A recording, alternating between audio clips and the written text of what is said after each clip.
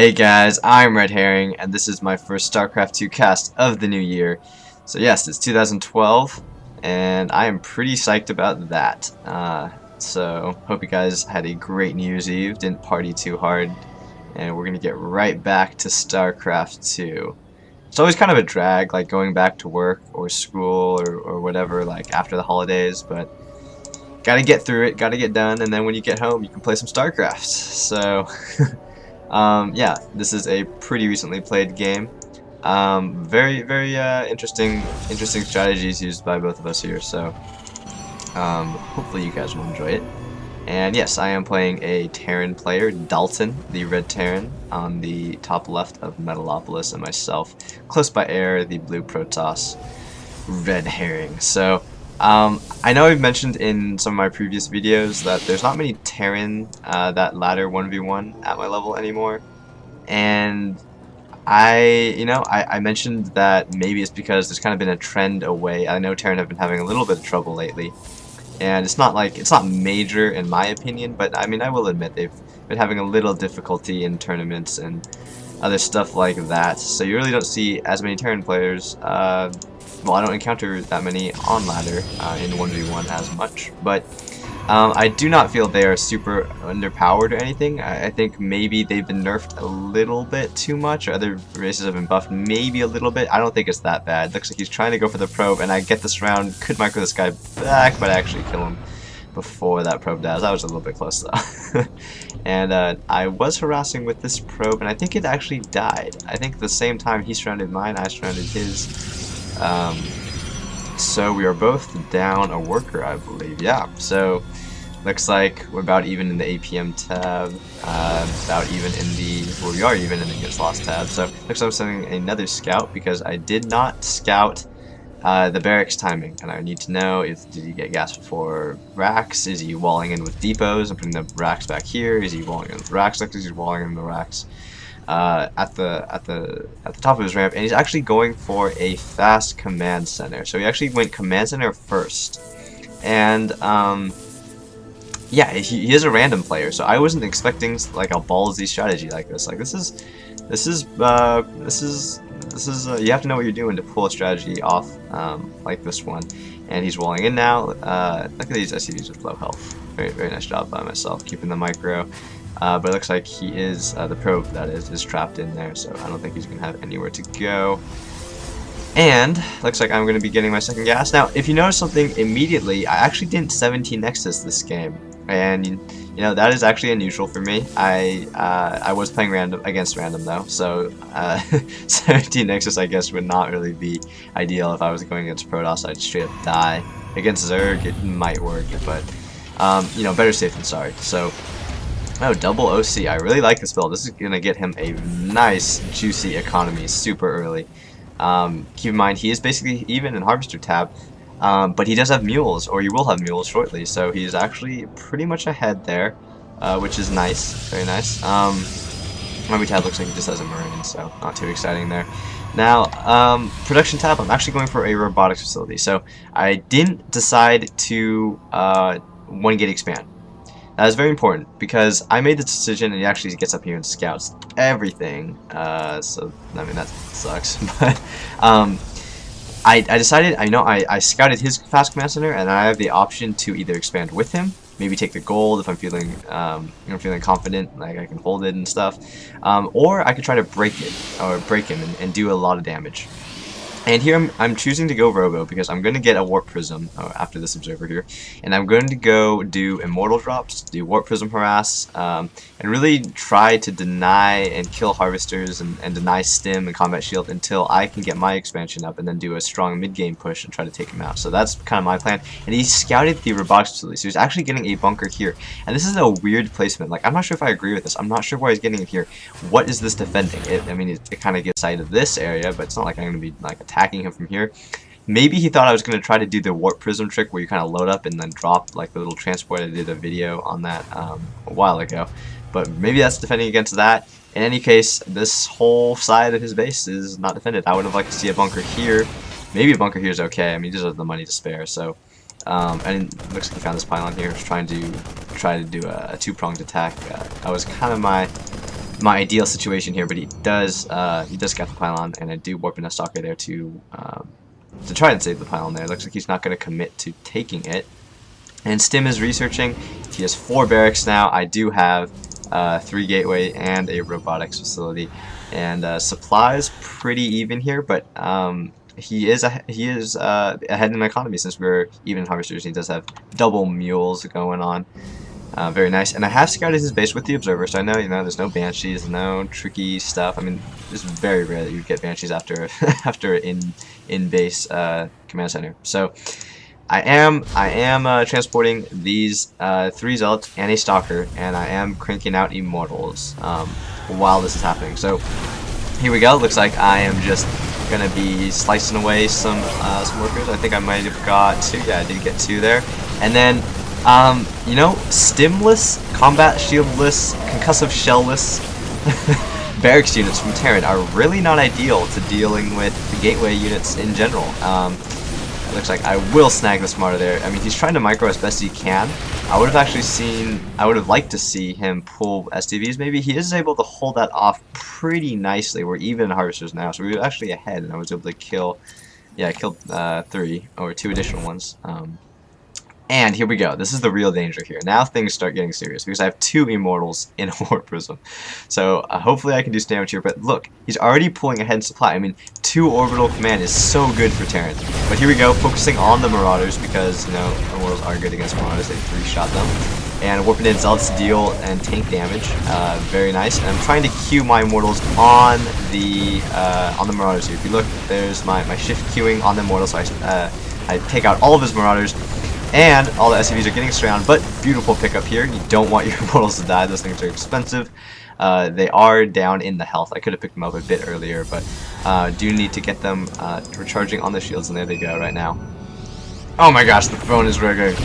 The phone is ringing. The phone is ringing. So, I hope you guys cannot hear that, because I don't feel like going across the room to pick up the phone. So warping in zealots here. You do want to warp in zealots as opposed to stalkers in this case because you can destroy SCVs and take damage from marines and stuff like that, and they're much more cost effective in this situation where he has pulled SCVs. If you look, the stalker takes so much more surface area from SCVs than zealots just because they're bigger units, and he's trying to do the best he can to micro here, but really it's when you're in the production line of a Terran, it does a lot of hurt. I mean, this is lost mining time, this is lost SCVs, getting their butts kicked by zealots here. Look at the production tab. I am getting a Nexus down there, so I'm going to scoot away from the action for a second, getting the Nexus, keeping my eco, keeping my macro decently. I'm floating a bit of gas here, and I wasn't anticipating floating this much because as a Protoss player, you usually, oh nice pickup there, saving the soccer, but as Protoss, you're so used to not having gas that having gas really doesn't seem like a bad thing at all. Like, it's weird. Protoss is a very gas intensive, especially against Terran. I guess you could say against anybody, but especially against Terran, I feel. For Templar and all that, you really do need a lot of gas. So I don't really feel bad about floating all of that, though I could be managing my economy a bit better here. And he's doing the best he can to micro, but keep in mind, he just now got Stim. He doesn't have concussive shell. That would have helped a lot in this attack, because look, he can't kite very well at all. And it looks like I'm just keeping the pressure, just 3 gateways against his 5 gateways, but because I'm just in the production facilities, I'm just still doing a lot of damage here. Look at the workers killed. I've killed 21 workers. Look at the income tab.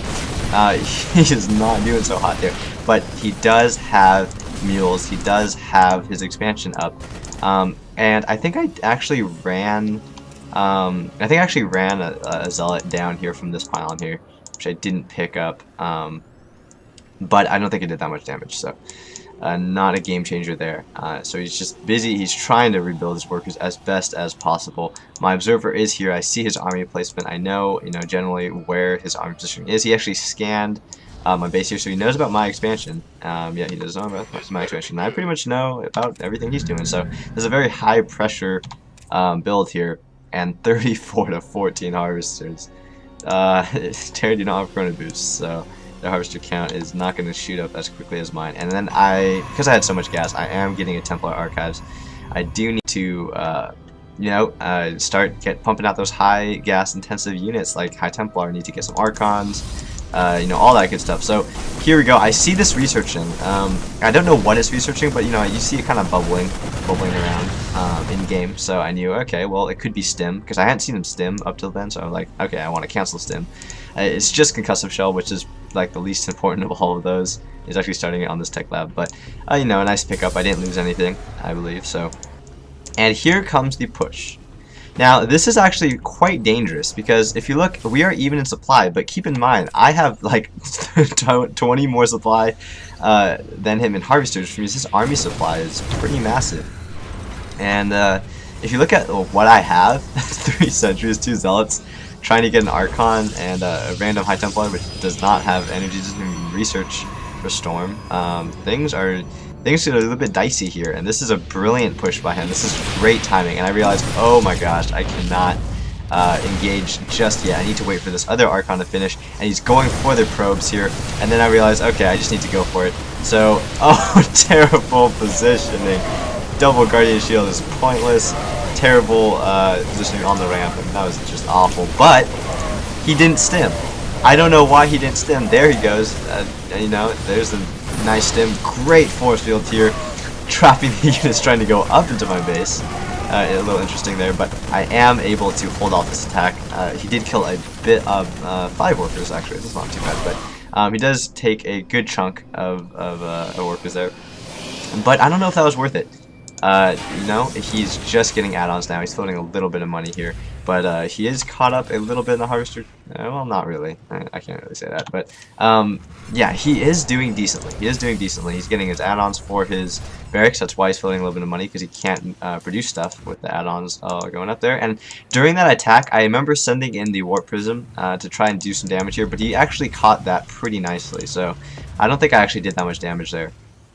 Where is the warp? Yeah, so warp prism was able to get out alive too.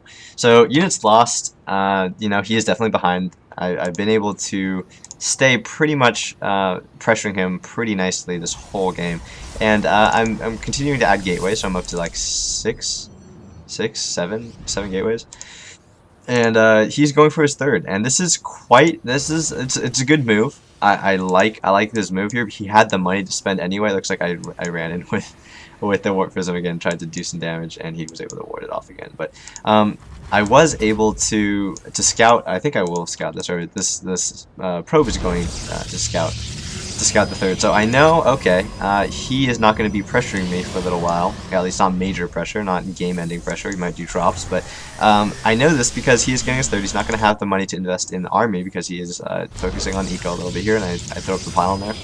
And I don't think he knows. No, he doesn't. He doesn't see it yet. Maybe if the SCV like was building over there, maybe he would. But, and things are looking okay. I'm definitely getting my gateway forces cranking up. I have 7 High Templar, and here comes the push. So I see it. With the tower, and I'm like, okay, I can engage here. He doesn't have combat shield and non-combat shield Marines. Watch them die. So there goes the Guardian shield. My Storm is beautiful, and the Zealots are tanking. They don't really have any upgrades. Oh, Storm is so good. Oh, he has to get out of there. These guys are so weak. 1 Storm to the face would kill them all. And then I warp in guys here to start attacking, and beautiful. 3-pronged attack. So at the same time these guys are going in, these guys are going into the main. So 3rd, the main, and the natural, all under pressure, all under attack from myself. And that is just beautiful. And he's actually splitting his Marines and Marauders up pretty decently here. He's trying to build bunkers, and this is the right response. Storm obviously doesn't affect bunkers, so you really want bunkers as Terran. If you see that, you know, Storm research is done, you don't have ghosts or anything like that. You can't deal with that. And he's trying to micro as best he can here, but just the pressure is just destroying him right now. I think he might have got the warp for something, but it doesn't really matter. That Storm, oh, the bunched up Marines. Oh, the Storm to the face here. Oh, and no, that Storm. Oh, the SCVs.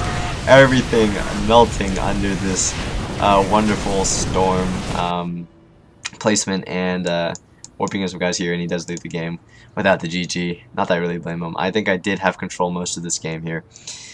So yeah, this was a pretty good game played by me, and I actually was getting a third here. I felt like I did pretty much everything right there. You know, Terran are so used to like dropping. Like as Protoss, I hear so many stories of, oh, you know, I can't deal with Terran drops. Well, you know, this is a game where Protoss was basically dropping the Terran and not the other way around and keeping the pressure up. High Tempo are really good. And yeah, I guess, you know, first game of the new year, I wanted to cast something where I did everything pretty much right. So this was the game I came up with. And hope you guys enjoyed it. Hope you guys took something from my play here. Comment, rate, subscribe. I will have more videos out soon. Thanks, guys.